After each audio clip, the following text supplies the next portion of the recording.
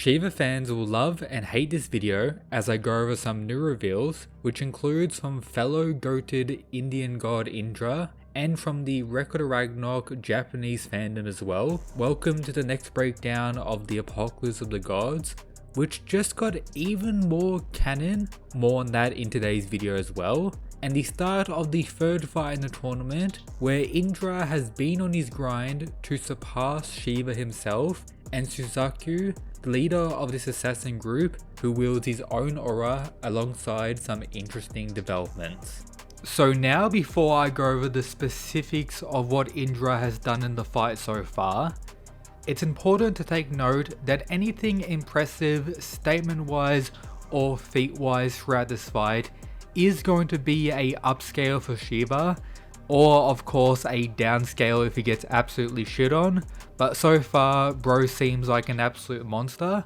We already got the confirmation that Indra's gotten stronger, but based on the narrative provided for Shiva within the main Record of Ragnarok series, which is after the events throughout this Apocalypse of the Gods tournament, Shiva is recognized as the strongest Indian god, and that is without his Tandava Karma transformation as well, which is absolutely wild to note. But a fun fact and absolutely wild thing recently revealed about Shiva from the perspective of the Japanese Record of Ragnarok fandom is that more Japanese fans view Rasputin, the character who has not appeared, has not really been mentioned outside of a few panels, is more fans' favorite character than Shiva. That's right, in a recent character popularity poll conducted by the official magazine where Record of Ragnarok releases in Japan, Rasputin actually ranked above Shiva by one spot, as you see on screen now. Absolutely wild stuff. There's also other things that are kinda crazy, such as Kintoki being ranked 3 and the placement of characters like Adam and various other ones. So perhaps I'll be making a video just going over all the insanity in this, but Shiva has been done absolutely dirty, that's for sure. But of course, naturally for our GOAT Rasputin to be ranked above already. Now coming back to Indra's fighting style, which is clearly enhanced by the lightning aspect, but unfortunately he's more of a hand-to-hand brawling type with some type of martial arts as well, not having once again a unique magic ability or like shocking people with his lightning. At least that's my perspective on the panels. Yes, it's badass, but again, I still wanted something more unique. However, a wild aspect is that Indra is considered a master of countering, and I've had a few of you mad lads in the comments since really Record of Ragnarok started and we had the introduction of Indra, pointed out that he kinda looks like Tokita Oma from Kengan, who also wields a ultimate technique known as Demon's Bane, a counter in a form of a strike as well. But some interesting lore about Indra pointed out by the translators is that his counter and these lightning fast strikes are called this word when in combination, something that apparently means lightning fast god fist,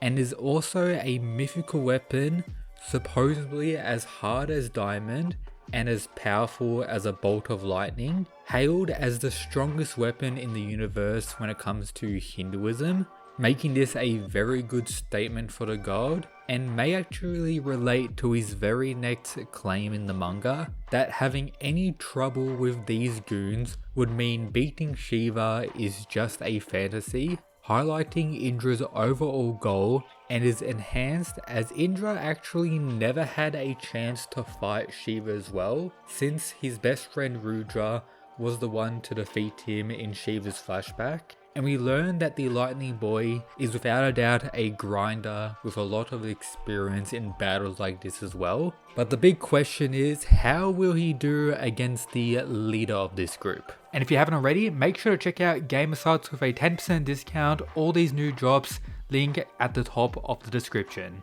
So an important thing to note about Indra's opponent Suzaku, compared to these other assassins which the Indian god was able to absolutely clap throughout the majority of this chapter, he right away is shown to be more threatening he's already confirmed as their leader and likely levels stronger than them, which based on their performance so far is more so required. Therefore, my prediction is still that Indra is going to be the winner of this.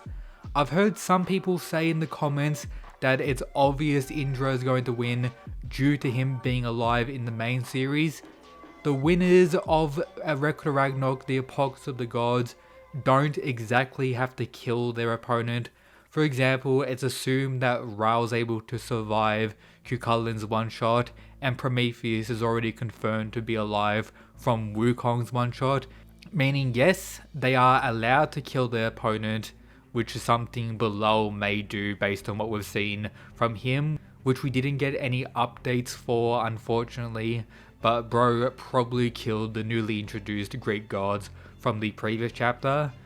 But coming back to what's going on, even if Indra does lose, it doesn't mean he'll necessarily die. And to those of you who aren't aware, Record of Ragnarok, the Apocalypse of the Gods, has pretty much been made 100% canon now, as Morrigan, a female god fighting in the next match for this manga, has actually appeared in the main series in Record of Ragnarok chapter 103. This was during Loki's flashback, where we cut to the events which make up chapter 1, where we see Morrigan's raging out reaction, pretty much the first ever major connection from the main series, meaning Apocalypse of the Gods is indeed canon to those of you who were confused or unsure until now, which is pretty cool news all things considered. But my biggest issue so far with the fight is that the assassin's plan was pretty much working. Yes, Indra as a whole was destroying 3 of them that tried jumping him,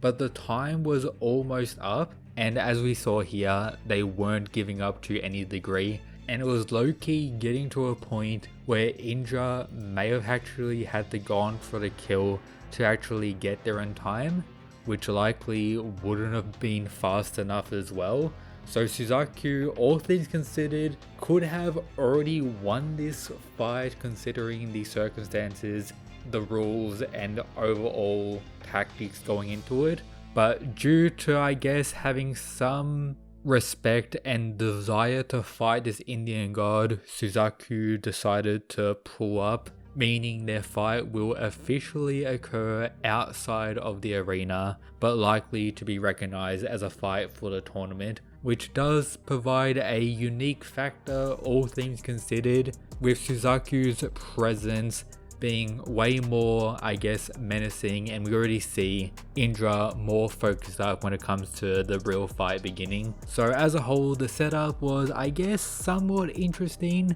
but as I've expressed in other videos, this fight is probably the one I'm least excited for, but it does have the potential to be the best so far in Record of Ragnarok, the Apocalypse of the Gods, considering the previous 2 were one-shots thus far, so there is that hype aspect as well. Now, if you haven't already, make sure to subscribe here to the Mysterious Weeb YouTube channel for even more Record of Ragnarok content. That's what I provide here. Click on this playlist for all the other videos, and of course, shout out to these mad lads, the channel members.